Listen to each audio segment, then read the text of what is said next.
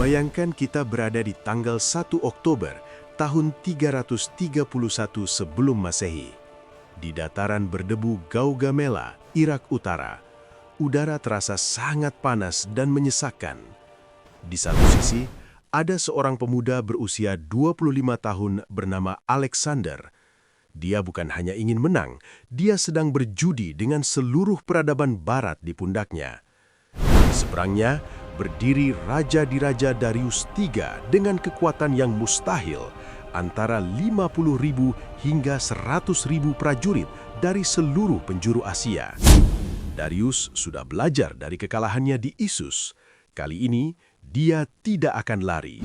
Dia punya gajah perang, kavaleri berat Bactria, dan unit elit 10.000 Immortals. Bagaimana jika dalam satu momen krusial itu, serangan baji Alexander meleset? Bagaimana jika kavaleri Persia berhasil menjepitnya sebelum dia bisa mencapai Darius?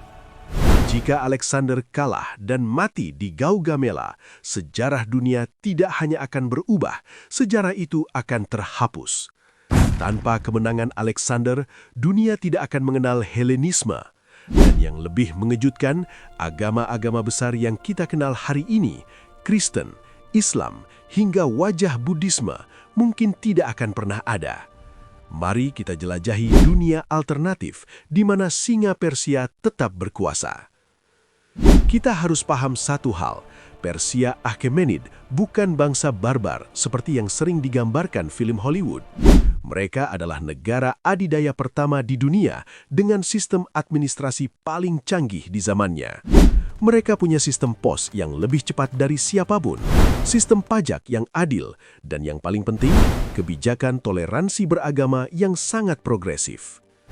Jika Darius III menang di Gaugamela, kekaisaran Achaemenid akan stabil kembali. Alexander yang mati berarti pasukan Yunani akan kocar-kacir pulang ke Balkan. Dampaknya, arus Helenisme atau penyebaran budaya Yunani akan terhenti total di tepi Laut Mediterania. Tanpa Alexander, bahasa Aramaik tetap menjadi lingua franca atau bahasa pemersatu dunia, bukan bahasa Yunani.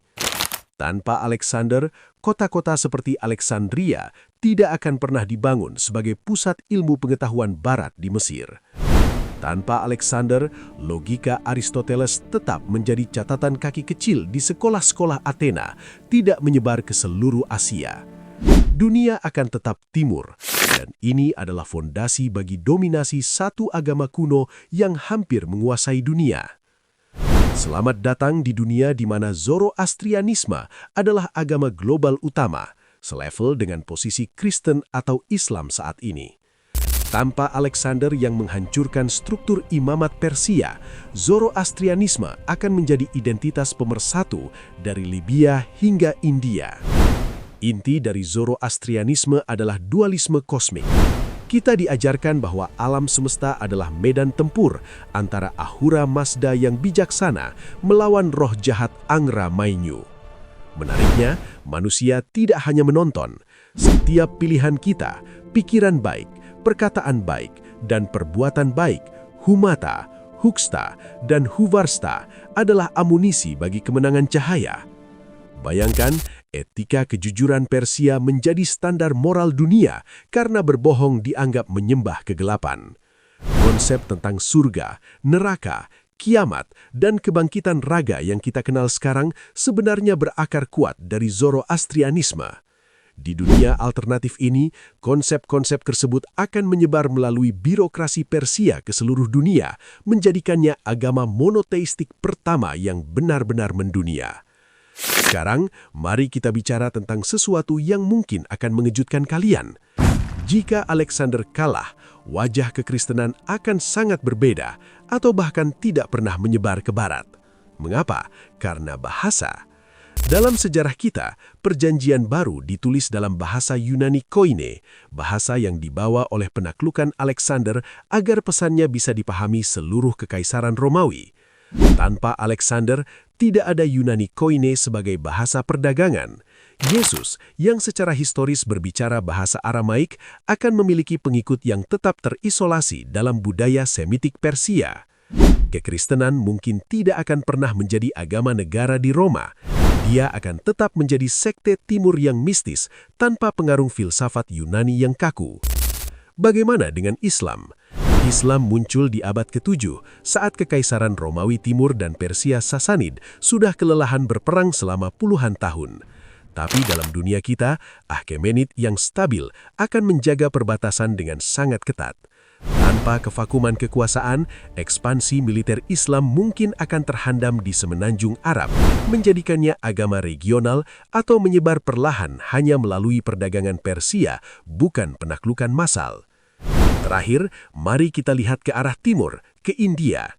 Tahukah kalian bahwa patung Buddha pertama yang memiliki wajah manusia sebenarnya terinspirasi dari dewa-dewa Yunani seperti Apollo? Ini disebut seni Greco-Buddhist, hasil langsung dari tentara Alexander yang menetap di Afghanistan dan Pakistan. Jika Persia menang di Gaugamela, pengaruh seni Yunani tidak akan pernah sampai ke India. Buddhisme kemungkinan besar akan tetap bersifat anikonik, artinya mereka tidak akan memuja patung manusia selama berabad-abad. Buddha akan tetap direpresentasikan sebagai pohon bodhi atau kursi kosong.